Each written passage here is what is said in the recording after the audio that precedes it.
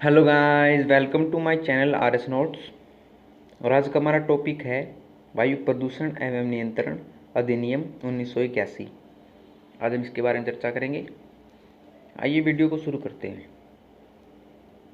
बढ़ते औद्योगिकरण के कारण पर्यावरण में निरंतर हो रहे वायु प्रदूषण तथा इसकी रोकथाम के लिए यह अधिनियम बनाया गया।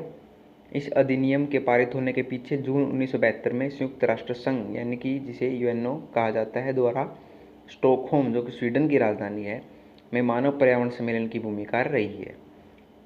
इसकी प्रस्तावना में कहा गया है कि इसका मुख्य उद्देश्य पृथ्वी पर प्राकृतिक संसाधनों के संरक्षण हेतु समुचित कदम उठाना है। प्राकृतिक संसाधनों के संरक्षण में वायु की गुणवत्ता और वायु प्रदूषण का नियंत्रण सम्मिलित है।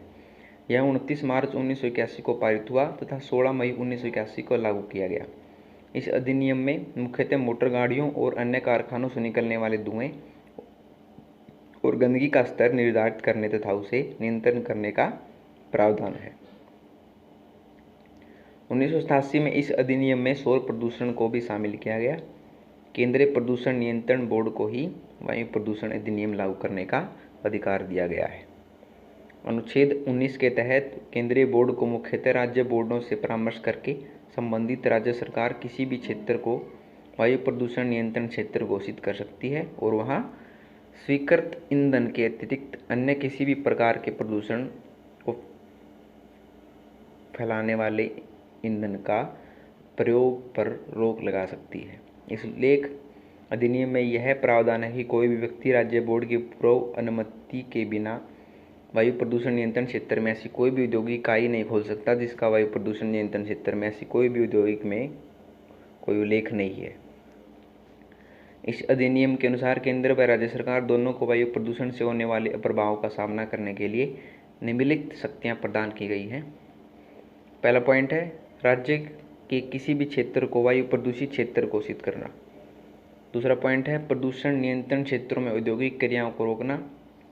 तीसरा पॉइंट है औद्योगिक इकाई स्थापित करने से पहले बोर्ड से अनापत्ति प्रमाण पत्र लेना। चौथा पॉइंट है वायु प्रदूषकों के सैंपल इकट्ठा करना। पांचवा पॉइंट है अधिनियम में दिए गए प्रावधानों के अनुपालन की जांच के लिए किसी भी औद्योगिक इकाई में प्रवेश का अधिकार। छठा पॉइंट है अधिनियम के प्रावधानों को उल्लंघन करने वालों के विरुद्ध मुकदमा चलाने का अधिकार। सातवां है प्रदूषित इकाइयों को बंद करने का अधिकार। इस प्रकार वायु प्रदूषण और नियंत्रण अधिनियम 1981 वायु प्रदूषण को रोकने का एक महत्वपूर्ण कानून है जो प्रदूषण नियंत्रण बोर्ड को न केवल औद्योगिक इकाइयों की निगरानी की शक्ति देता है बल्कि प्रदूषित इकाइयों को बंद करने का भी अधिकार प्रदान करता है। ध्वनि प्रदूषण नियंत्रण कानून।